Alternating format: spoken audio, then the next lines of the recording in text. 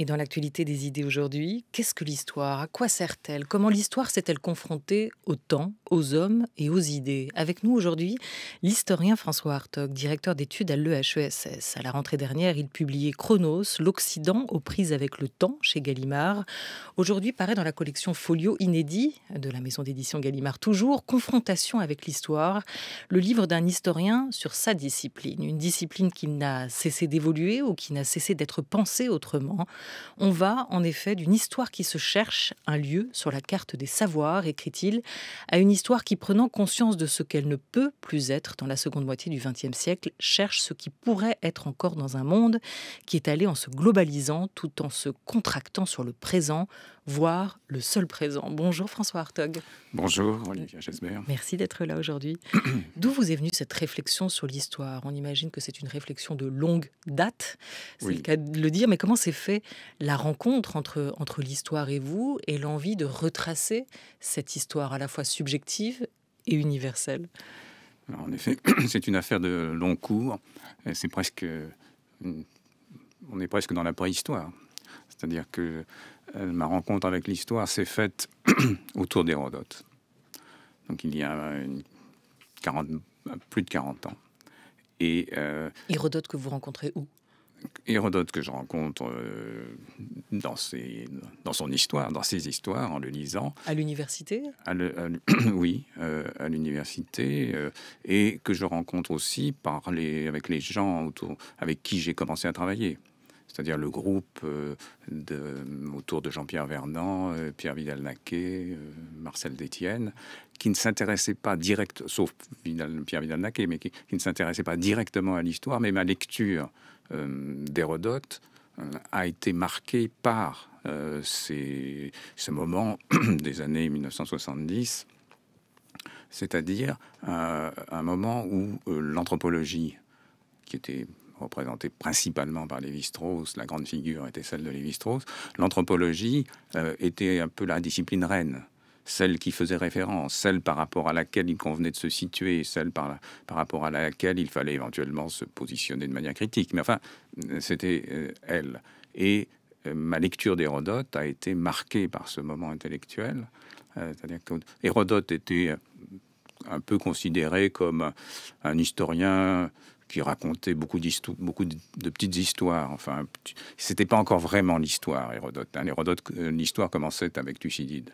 Là, on était dans l'histoire sérieuse, la véritable histoire. Ça, c'est la construction des professeurs allemands du 19e siècle. Et Hérodote était un peu laissé pour compte.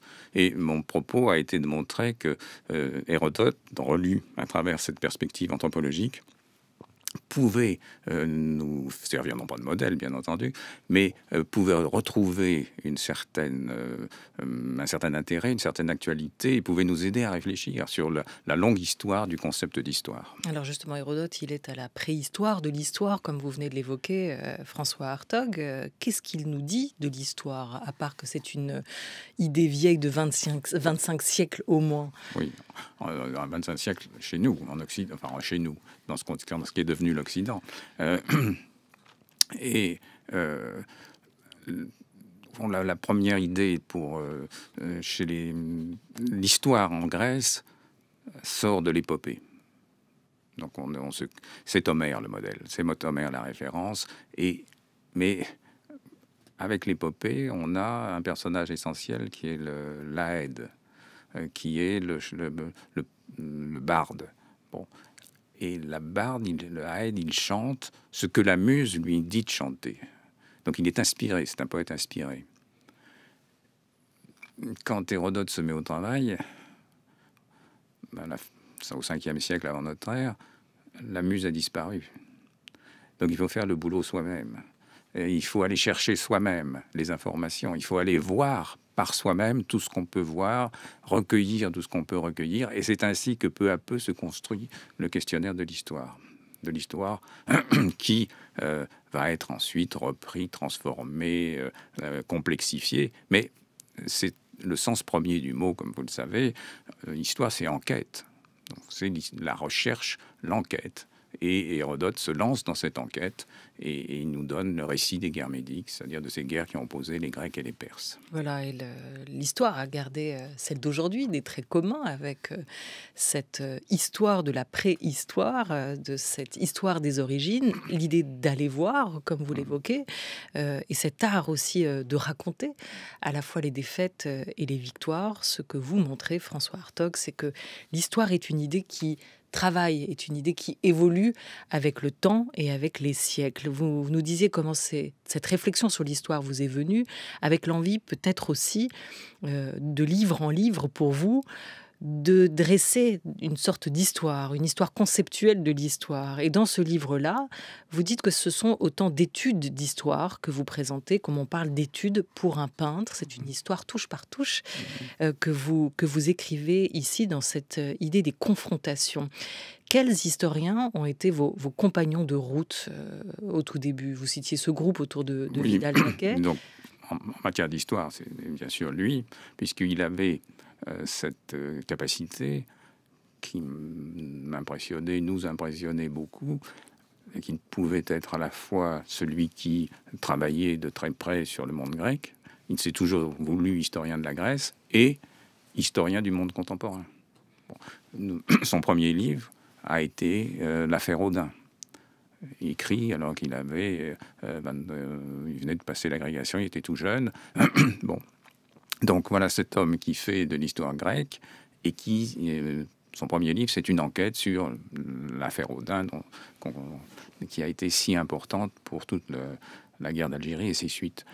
Donc voilà, ça c'est un élément pour moi, c'est toujours ce qui m'a retenu chez lui, c'est cette capacité d'aller et venir entre passé et présent. Bon.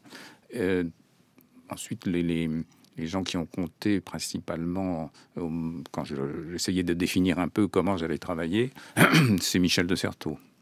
Michel de Certeau, par sa réflexion justement sur l'écriture de l'histoire. Ce livre qui paraît en 1975, Écriture de l'histoire. Donc l'histoire comme étant une forme d'écriture, ce qui ne signifiait pas que l'histoire pouvait écrire n'importe quoi. C'était pas du tout sa position, évidemment. Mais c'était à un moment, alors je parlais de l'anthropologie qui était si présente, mais il y avait aussi la linguistique, toutes les réflexions sur le récit, le monde de la narration. Et donc, les historiens aussi écrivent.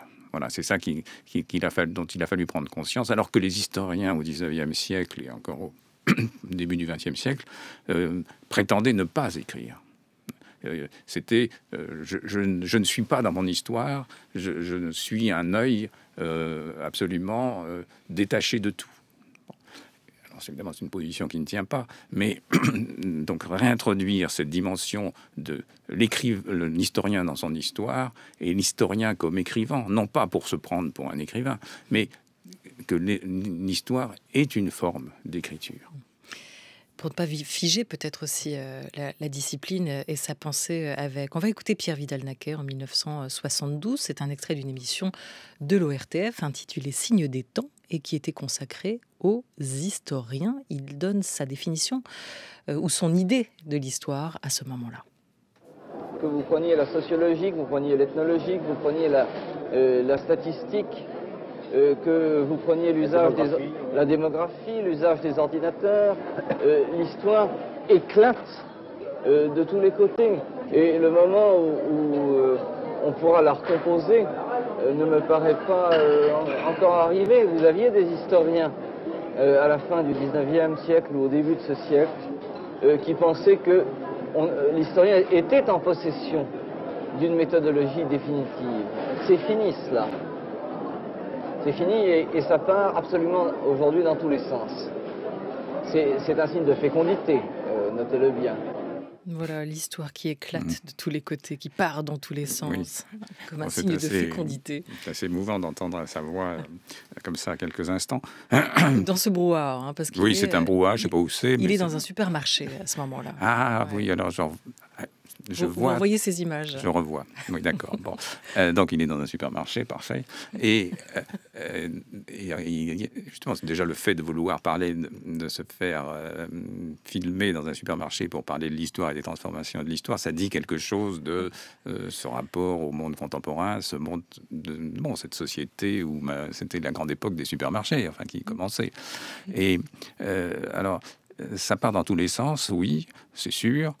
Et il y voit un signe de fécondité, oui, c'est possible, ça l'a été, ça peut ne pas l'être. Donc, c'est pas simplement... mais on voit bien que c'était quelque chose qui le réjouissait, au fond. C'était ce moment un peu je dirais presque d'optimisme, un peu naïf, où on pensait que... c'est le monde... de 68 et de ces années-là, où comme ça qu'éclatait, qu'on faisait sauter toutes les barrières, les carcans, les limites, etc. Et que c'était nécessairement un gain pour l'intelligibilité même de ce qu'on cherchait à faire. Et ça l'a été souvent. Mais vous revenez justement, vous, François Hartog, dans ce recueil de confrontation avec l'histoire, sur ce moment où l'histoire n'a plus simplement été l'affaire des historiens ou des outsiders, comme vous les nommez, sont entrés dans le jeu.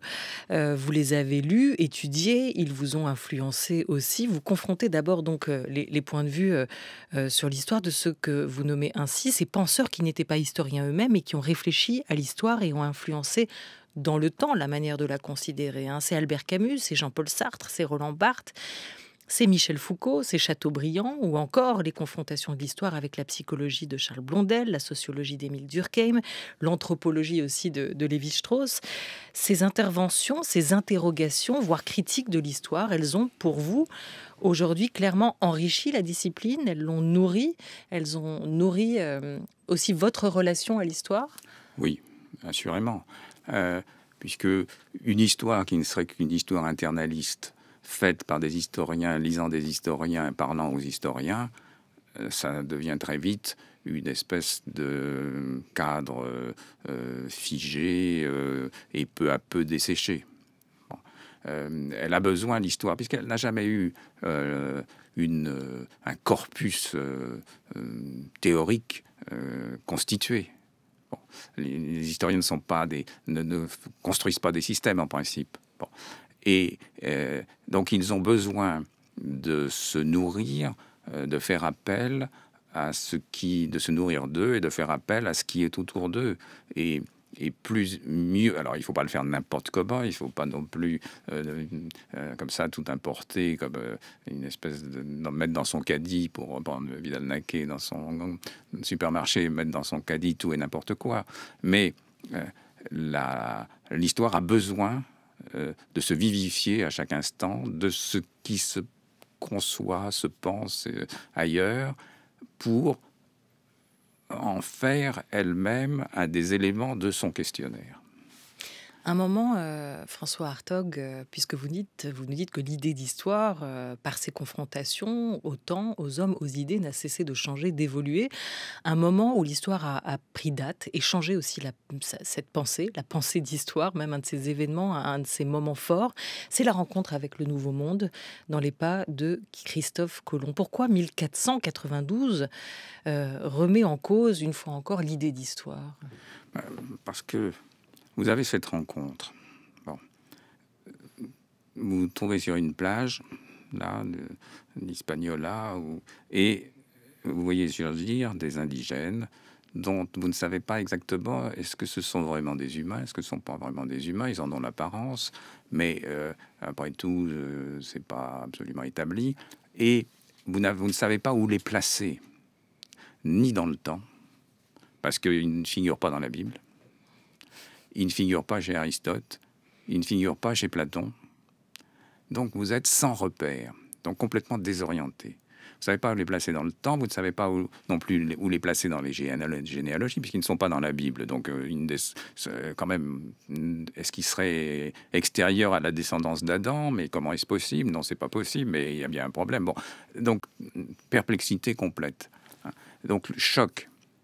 Et ce monde qui s'était ainsi organisé, ce monde qui combinait antiquité et enseignement de l'Église, ce monde médiéval, qui est parfaitement organisé, bouclé sur lui-même, se trouve mis en question de manière radicale. Bon. Et cet ébranlement de la rencontre avec celui qui est devenu le sauvage, n'a pas produit des effets pendant très longtemps.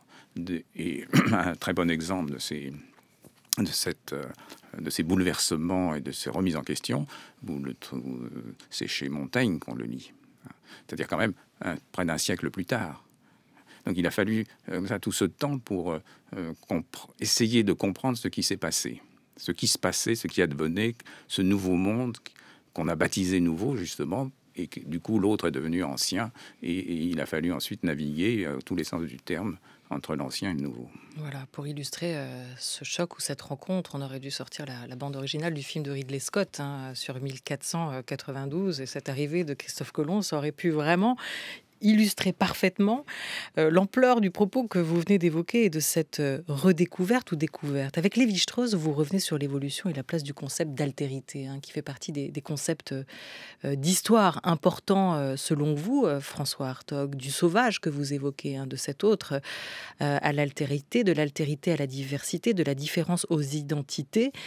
Lévi-Strauss a été l'un des hommes qui, pour vous, a enrichi cette idée d'histoire. Avant que vous nous expliquiez comment, je vous propose qu'on l'écoute, extrait d'archives du XXIe siècle. Bien sûr, dans toute société, il se produit des événements, il s'en produit à chaque minute, il s'en produit à chaque seconde, et ces événements modifient, altèrent le cours de l'histoire de cette société.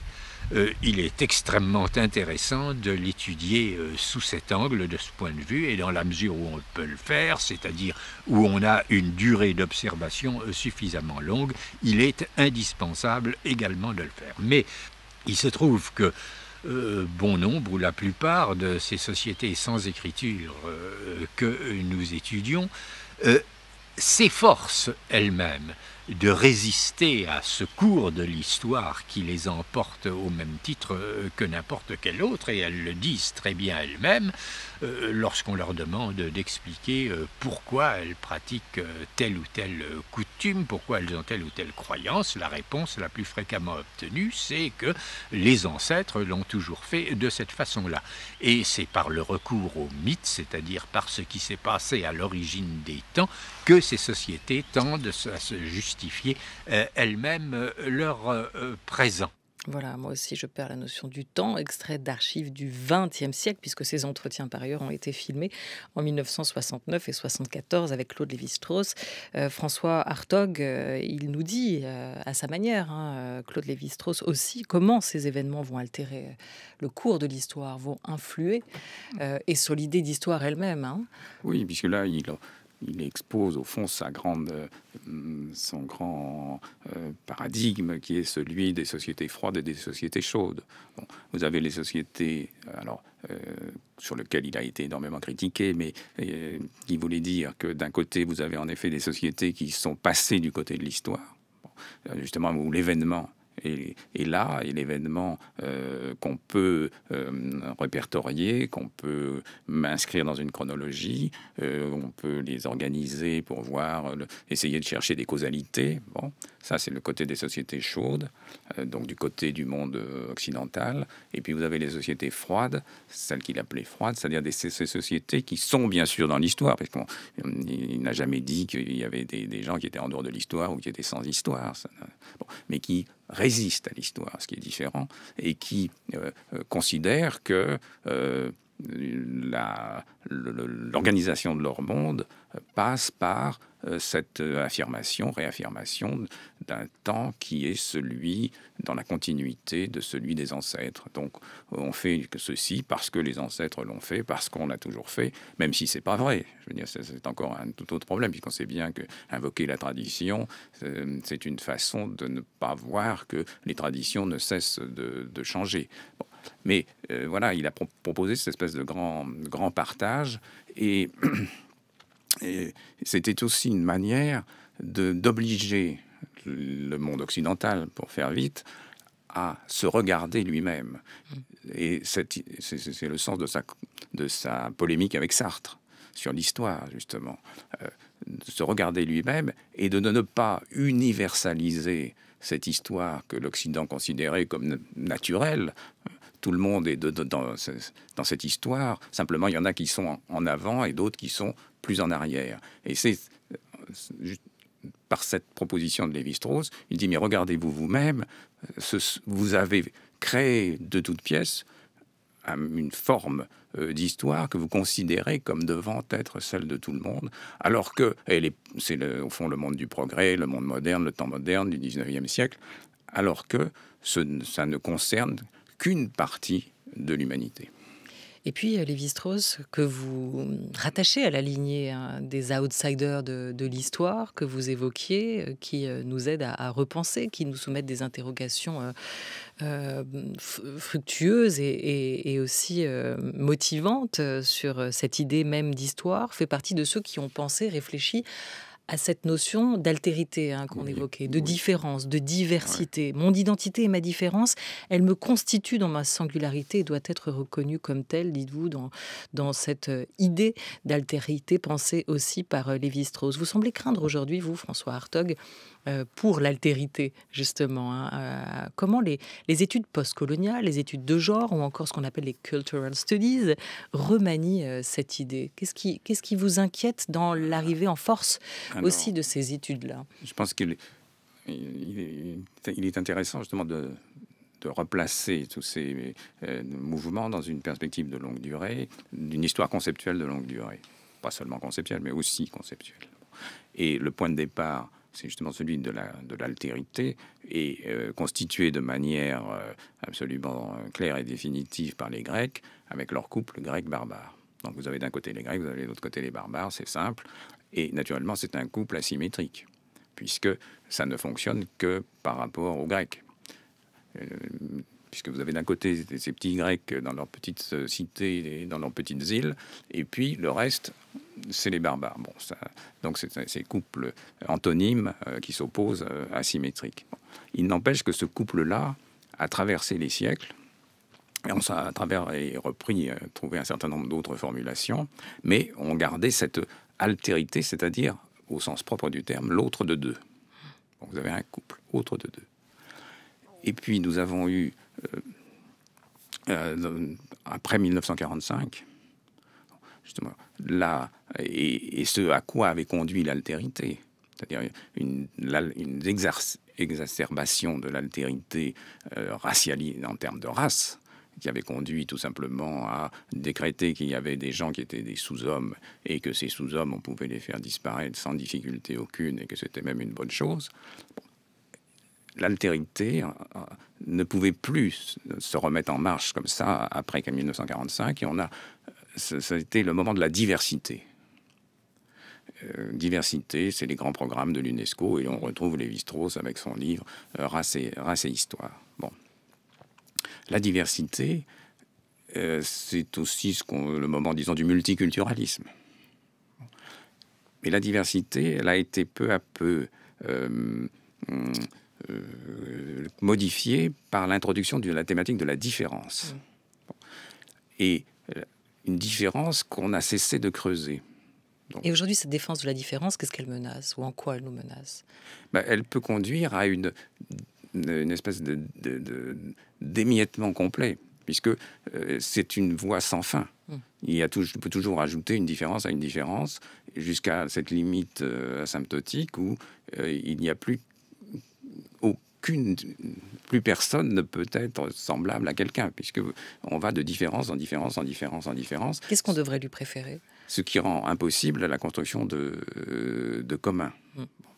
Alors, la différence, jusqu'à un certain point, c'est très bien. La différence pour la différence, si je puis dire, ça conduit encore une fois, à l'impossibilité de constituer une communauté, puisque je peux toujours dire non, moi, c'est pas exactement ça, et je me retire dans ma différence, et que je veux faire reconnaître. Puisque c'est pas seulement je me retire, c'est que je veux la faire reconnaître et je veux avoir des droits. Bon, alors ce moment de la différence exacerbée, si je puis dire, a vu ressurgir, et c'est plutôt ça qui m'inquiète, a vu ressurgir des formes d'altérité. C'est-à-dire comme si on avait quitté l'altérité autre de deux et toutes les catastrophes qu'elle avait entraînées, et que nous retrouvions aujourd'hui des formes d'altérité. Alors c'est de deux côtés, hein. Une différence poussée jusqu'au bout, ça revient à recréer de l'altérité. Et vous avez alors, qui sont du côté de tous les mouvements populistes d'extrême droite et autres, une robuste reprise de l'altérité par rapport aux migrants, ce qu'on appelle les migrants, par rapport au monde de l'islam. Bon. Et là, cette reprise de l'altérité sous cette forme-là, c'est pas une bonne nouvelle. Donc la remise en marche de ce concept d'altérité n'est pas nécessairement une bonne nouvelle. Et quand vous réintroduisez la race comme justement vecteur d'une altérité, porteuse d'altérité, c'est pas non plus une bonne nouvelle. Il ne s'agit pas de dire que les effets du racisme pendant des siècles ne sont plus visibles, c'est pas ça. Mais dès lors que vous dites il y a d'un côté les noirs et de l'autre côté les blancs, vous introduisez de l'altérité. Vous remettez en marche ce concept d'altérité avec, encore une fois, tout ce qu'on a vu de mauvais, de néfaste porté par ce concept. Donc c'est ça qui m'inquiète. C'est pas... Voilà. Voilà, c'était intéressant de vous entendre sur ce point-ci, puisque ça a été un des grands débats de l'année oui. dans la vie des idées. On l'a vu et entendu aussi, notamment dans les pas de l'ouvrage de Gérard Noiriel, oui. entre autres, sur oui. ces questions-là. Oui. Et puis la recherche s'est aussi déchirée, a débattu beaucoup autour de ces questions-là. Et il était important, intéressant d'avoir votre point de vue, François Hartog, sur ce point. Entre la fin du XVIIIe et le XXe, c'est l'âge d'or de l'histoire dans un monde dont elle aspirait à devenir la nouvelle religion, jusqu'aux grandes confrontations que vous nous racontez dans ce livre, au temps, aux crises et aux hommes. Il y a un autre concept qui est très important pour évoquer les confrontations de l'histoire, c'est la notion d'accélération, selon vous, François Hartog. Notre époque est marquée par l'accélération, cette accélération du temps au XXe siècle qui va, elle encore, changer l'histoire. Alors, il y a une figure tutélaire pour Armut Rosa, entre accélération et résonance, c'est celle de l'auteur du futur passé, l'historien allemand moderniste Reinhard Koselleck, décédé depuis, qui pointait déjà, racontez-vous, l'émergence de plusieurs signes indiquant que certains processus d'accélération approchaient du point de saturation. Mais vous rappelez, et vous revenez dans ce livre sur cette idée, nous sommes encore entrés dans l'étape d'après. Depuis les années 1980, l'injonction au présent est permanente, nous rappelez-vous, l'accélération a encore accéléré, cette accélération de l'accélération qui s'accompagne d'une montée de l'urgence, qui est un autre mot-clé selon vous. Il y a urgence partout, urgence tout le temps. Est-ce que dans cette situation-là, dans cette contraction du temps et de l'histoire, dans cette accélération permanente, ça place l'histoire dans une position dangereuse? Est-ce que l'histoire est en danger aujourd'hui, selon vous, François Hartog? Elle est en danger dans la mesure où elle ne sait pas comment appréhender, elle ne sait pas bien comment appréhender cette configuration. L'accélération, elle était à l'aise avec l'accélération. L'histoire moderne, enfin l'histoire liée au concept moderne d'histoire, au temps moderne, puisque le temps moderne est consubstantiellement, substantiellement, le temps moderne est fait d'accélération. Bon. Mais quand l'accélération se devient cette accélération dont parle Armut Rosa, c'est-à-dire dans ces sociétés tardives, comme il l'appelle, modernité tardive, comme il l'appelle, où on a une accélération qui semble tourner à vide, une accélération pour elle-même. Bon, c'est l'image du hamster qui tourne dans sa cage et qui tourne de plus en plus vite et qui n'avance pas d'un centimètre. Bon, c'est un peu ça, notre accélération. Donc, qui est évidemment une forme de ce présent qui lui-même en vient à s'abolir lui-même dans cette instantanéité permanente. Alors, l'histoire, là, elle est complètement désorientée par rapport à ça. Et la seule manière pour elle, alors, c'est d'essayer de rendre compte de ces phénomènes. Bon, c'est une première chose. Mais après, il faut qu'elle en fasse plus. Elle est désorientée et en même temps, elle a été un secours, voire un recours dans cette année pandémique, l'histoire, oui. François Hartog. Oui. L'historien est finalement à distance de loge, comme l'est le critique littéraire analysé par Jean Starobinski à l'origine de ce concept. Vous êtes à un bon poste d'observation et toute cette année, vous, les historiens, vous nous avez aidés à comprendre aussi ce qui se jouait, à comprendre ce moment dans lequel nous vivions. Prendre date, Patrick Boucheron aura été notre premier invité cette saison. On l'a conclu avec vous, François Hartog. Quand une date entre dans l'histoire, ça c'est une vraie question. Et on a eu plaisir à vous recevoir pour cette dernière émission. Merci beaucoup à vous. Merci. À la Grande Table aussi, l'histoire se répète. Et depuis 5 ans, arrive le mois de juillet. Avec lui, la trêve estivale, François Hartog. Merci, chers auditeurs de la Grande Table, pour votre fidélité et vos retours chaleureux.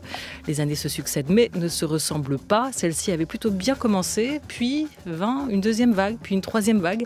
Par petites touches, chaque jour, l'équipe a composé des émissions pour vous. Elles sont toutes à retrouver, je vous le rappelle, sur le fil de nos podcasts. Avec de la culture et des idées, avec des cinéastes, avec des écrivains, des philosophes, des peintres, des musiciens, des chorégraphes, des politologues, des anthropologues et beaucoup d'historiens. Ça, c'était le tropisme Jean Bulot. Prendre date, c'était le 24 août 2020 qu'il nous a rejoints. Aujourd'hui, il s'en retourne à ses archives, à ses films, à ses mots, à ses idées.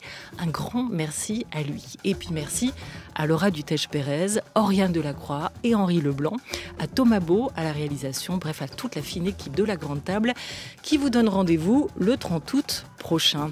Merci à Valentina Loin et Cathy Renaud qui nous ont accompagnés aussi durant cette deuxième partie de la saison et qui nous ont bien aidés à préparer toutes ces émissions. Je vous laisse en très très bonne compagnie parce que demain c'est la dernière Grande Table critique de Lucille Como, on est vendredi. Et dès lundi, c'est la Grande Table qui prend ses quartiers d'été avec Sébastien Thème, un nouvel horaire top départ à 12h45. Et sa première invitée, ce sera la réalisatrice Nicole Garcia, seule en scène dans Royan de Marie Ndiaye, présentée au Festival d'Avignon. Merci à Anthony Thomasson à la technique aujourd'hui. C'est la première fois de l'année que je vais rendre parfaitement à l'heure. C'est bien, c'est la dernière.